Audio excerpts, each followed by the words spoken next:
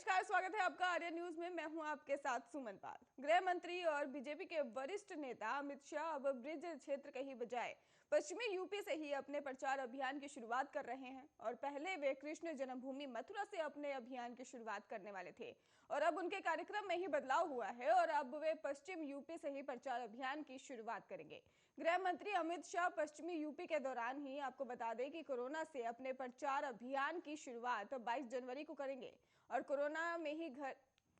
आपको बता दें कि कैराना में ही घर घर संपर्क अभियान से वे घर घर जाकर प्रचार करेंगे। यहां से पूर्व सांसद हुकुम सिंह की बेटी मरंकला सिंह को ही बीजेपी ने दोबारा चुनाव मैदान में उतारा है। और आपको यह भी बता दें कि कोरोना वही जगह है जहां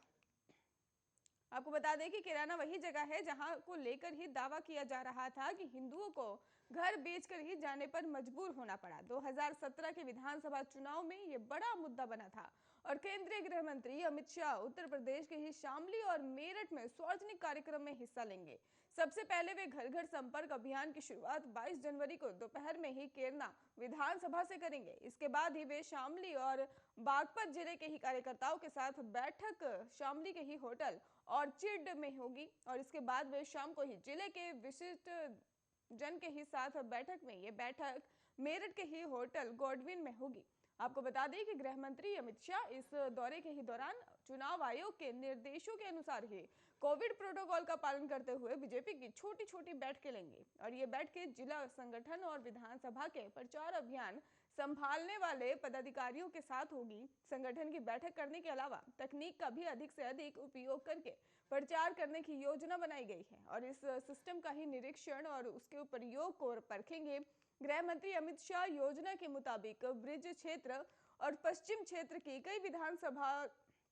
में भी बैठकें लेकर ही कार्यकर्ताओं को जीत का मंत्र देंगे और पहली और दूसरी चरण के उम्मीदवार घोषित होने के बाद से ही अमित शाह का यह पहला उत्तर प्रदेश दौरा है और इस दौरे के साथ ही वे प्रचार अभियान की शुरुआत करेंगे।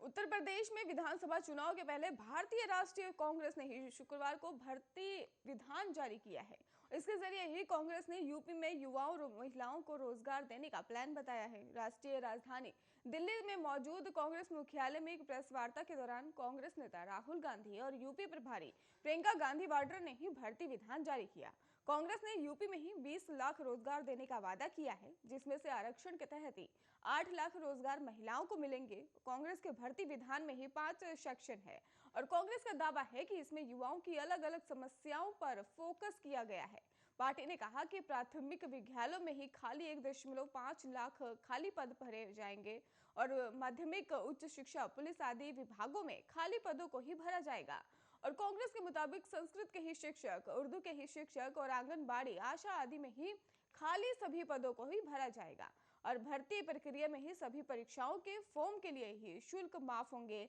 और बस ट्रेन यात्रा फ्री होगी। कांग्रेस ने कहा कि अगर यूपी में सरकार बनी तो परीक्षा कैलेंडर जारी करेंगे और इसके साथ ही उन्होंने कहा कि जिसमें भर्ती विज्ञापन, परीक्षा नियुक्ति की तारीख दर्ज होगी, इसका उल्लंघन करने पर ही कड़ी कार्रवाई भी की जाएगी। कांग्रेस ने दावा किया है कि नौकरी में आरक्षण के घोटाले को रोकने के लिए हर भर्ती के लिए ही सामाजिक न्याय पर्यवेक्षण होंगे और कांग्रेस ने ही मल्लाहों और निषादों के लिए ही विस्तरीय संस्थान बनाया जाएगा, जिसमें उन्हें प्राथमिक देने का भी वादा किया गया है। भर्ती विधान में ही कहा गया है कि अति पिछड़े समुदाय के ही युवाओं को अपना व्यवसाय शुरू करने के लिए 1% ब्याज की दर से ही कर्ज दिया जाएगा। भर्ती विधान के ही मुताबिक कांग्रेस ने शिक्षा का बजट बढ़ाने और सभी कॉलेज और विश्वविद्यालय को ही अपग्रेड करने का वादा किया है।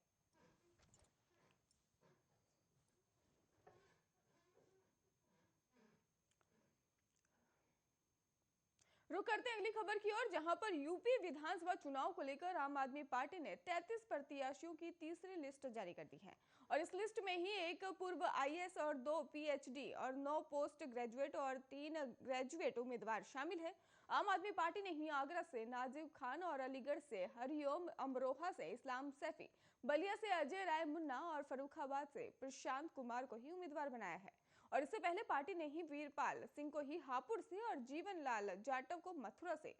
के बालदेव विधानसभा से ही मेरठ के हस्तिनापुर से अनमोल को ही उम्मीदवार बनाया था। आम आदमी पार्टी ने ही आगरा के ही इतमादपुर सीट पर ही सुमित जाटो, सुमित सिंह राण और आगरा के ही खेरागढ़ से ही बनवारी लाल शर्मा और अलीगढ़ के बरौली से सुनीता शर्मा और अलीगढ़ के ही छर्रा से ही सुशील कुमार बघेल और अलीगढ़ के कोल से ही मनोज शर्मा, बुलंदशहर से अनूप शहर से ही हरेंद्र सिंह और बुलंदशहर के सिकंदराबाद से ही जगबीर सिंह प्रधान, गाजियाबाद से ललित यादव को अपना उम्मीदवार बनाया गया है।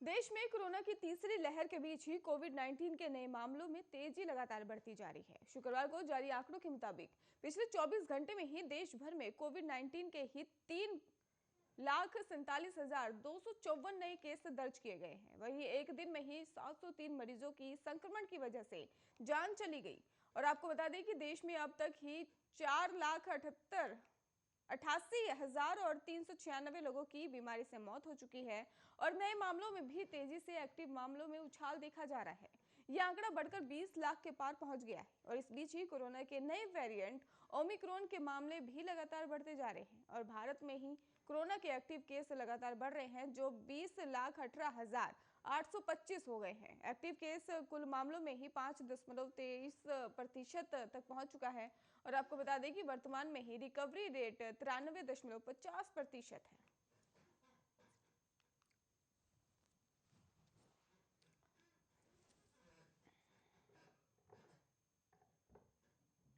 राष्ट्रीय युद्ध स्मारक में अमर जवान ज्योति की लौ को ही एक साथ विलय कर दिया गया है। अमर जवान ज्योति में ही लौ को एक साथ मिलाने के लिए खास मशालों का इस्तेमाल किया गया। इंडिया गेट में मौजूद अमर जवान ज्योति की लौ को ही राष्ट्रीय युद्ध स्मारक में ज्योति के साथ ही मिलाने के करीब आधे घंटे की खास रस्म निभाई गई और इस सैन्य समारोह की अध्यक्षता एयर मार्शल बल्लभ राधा कृष्ण ने ही की है। और आज के बाद से ही अब इंडिया गेट पर मौजूद अमर जवान ज्योति पर ये लौ नहीं दिखाई देगी और इसको लेकर ही लेफ्टिनेंट जनरल पीजीएस पन्नू ने कहा है कि ये सरकार द्वारा लिया गया एक बहुत अच्छा निर्णय है और स्थानांतरण का भी सवाल नहीं है और सम्मान वही है जहां सैनिकों के नाम लिखे जाते हैं।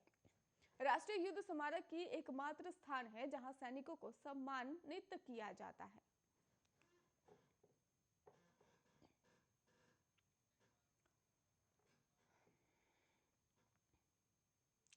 दिल्ली पुलिस ने ही जहांगीरपुरी इलाके में ही एक शख्स की हत्या के मामले को सुलझाने का दावा करते हुए 3 नाबालिग को गिरफ्तार किया है और पुलिस के मुताबिक तीनों आरोपियों के वारदात को अंजाम देने के दौरान ही मोबाइल वीडियो बनाया गया था और जिसे ये सोशल मीडिया पर डालकर इलाके में ही अपना खौफ पैदा करना चाहते थे। पुलिस ने इनके पास से ही वो मोबाइल फोन भी बरामद कर लिया है जिसमें इन्होंने इस हत्याकांड को शूट किया था और पुलिस के मुताबिक इस वीडियो को ही सोशल मीडिया पर अपलोड करने से पहले ही पुलिस ने इन्हें गिरफ्तार कर लिया और दिल्ली के ही पुलिस के मुताबिक कहा जा रहा है कि बुधवार शाम को ही बाबू जगजीवन अस्पताल से ही एक शख्स को घायल हालत में लाए जाने की सूचना मिली थी और पुलिस जब अस्पताल पहुंची तो पता चला कि युवक को चाकू मारा गया था जिसकी इलाज के दौरान ही मौत हो गई और जांच के दौरान ही पीड़ित की पहचान जहांगीरपुरी इलाके के ही रहने वाले 24 साल के ही शिबू के तौर पर हुई। पुलिस ने आसपास की सीसीटीवी फुटेज खंगाली तो उन्हें 3 युवक शिबू पर हमला करते हुए नजर आए।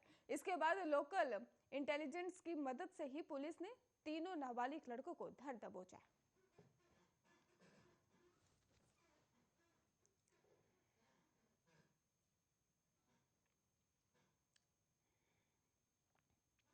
जम्मू कश्मीर पुलिस ने ही घाटी में मौजूद टॉप आतंकियों की तस्वीरें जारी की हैं और इस